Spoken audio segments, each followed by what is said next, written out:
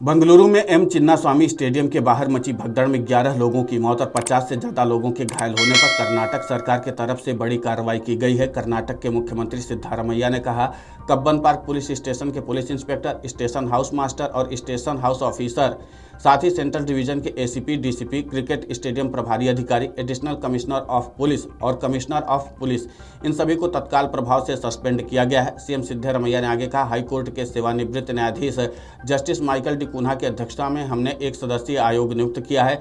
आयोग 30 दिनों में रिपोर्ट सौंपेगा। वहीं सीएम ने कहा, RCB event manager DNA KSC जिन्होंने उनका प्रतिनिधित्व किया, हमने उन्हें गिरफ्तार करने का निर्णय लिया है। वहीं बेंगलुरु भगदड़ पर कर्नाटक के गृह मंत्री डॉक्टर जी परमेश्वर ने बड़ा बयान दिया और सरकार पर लग रहे लापरवाही के आरोपों के बीच उन्होंने इवेंट के आयोजन से पल्ला झाड़ लिया। उन्होंने कहा कि हमने किसी इवेंट का आयोजन नहीं किया, न ही हमने रॉयल चैलेंजर्स बेंगलुरु की टीम को बेंगलुरु बुलाया था, वे खुद ही यहां आए। दरअसल भाजपा समेत तमाम राजनीतिक दलों ने राज्य की कांग्रेस सरकार पर लापरवाही का आरोप लगाया है।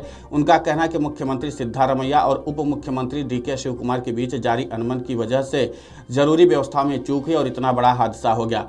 वहीं कर्नाटक सरकार ने बेंगलुरु हादसे के बाद सबक लेते हुए ऐलान किया है कि आगे राज्य में किसी भी बड़े आयोजन के प्रबंधन के लिए नियम बनाए जाएंगे और इसके लिए पूरा एसओपी बनाया जाएगा।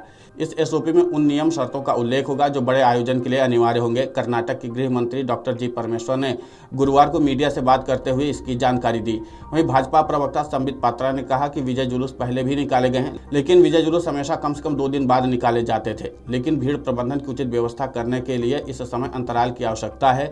सीएम और डिप्टी सीएम ने टीम को विजय जुलूस निकालने के लिए मजबूर किया और यह व्यवस्था सिर्फ 12 घंटे के अंदर में की गई और इसका नतीजा 11 लोगों की मौत थी। जब अल्लू अर्जुन की फिल्म की स्क्रीनिंग के दौरान भगदड़ मची तो उन्हें गिरफ्तार कर लिया गया।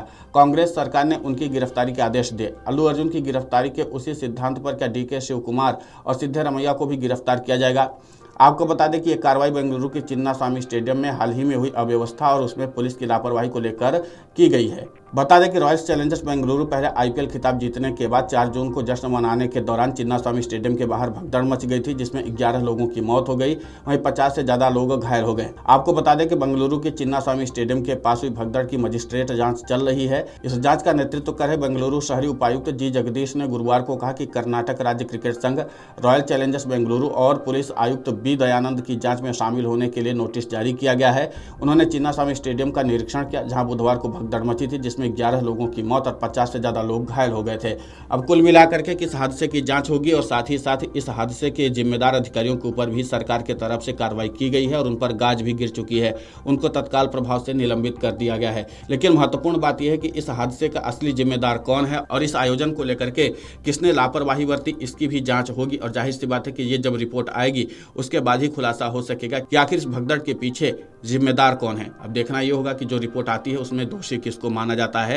हालांकि फौरी तौर पर राज्य के मुख्यमंत्री ने जिम्मेदार अधिकारियों पर कार्रवाई करते हुए उनको निलंबित कर दिया है। लेकिन इस कार्रवाई के बाद भी जो असली जिम्मेदार लोग हैं उनको लेकर के सरकार क्या कार्रवाई करती है, इस पर भी विपक्षी दलों की नजर बनी हुई है और इसीलिए विपक्षी दलों ने भी सरकार पर लापरवाही का आरोप लगाया है। हालांकि सरकार ने लापरवाही करने के मामले पर अपना पल्ला झाड़ लिया है। सरकार ने साफ तौर पर कहा कि हमने इस प्रकार का कोई आयोजन नहीं किया था और इसी के नाते से सरकार अपना पल्ला झाड़ रही है। लेकिन जब जांच की रिपोर्ट आएगी तो उसमें साफ हो जाएगा कि आखिर जिम्मेदार कौन है। Video desk amarujala.com। अगर आप ये वीडियो YouTube पर देख रहे हैं तो हमारे चैनल को सब्सक्राइब कर बेल आइकन दबाएं और Facebook पर देख रहे हैं तो हमारे पेज को लाइक करें। 8 मिलियन प्लस सब्सक्राइबर, आपके इस भरोसे के लिए बहुत धन्यवाद।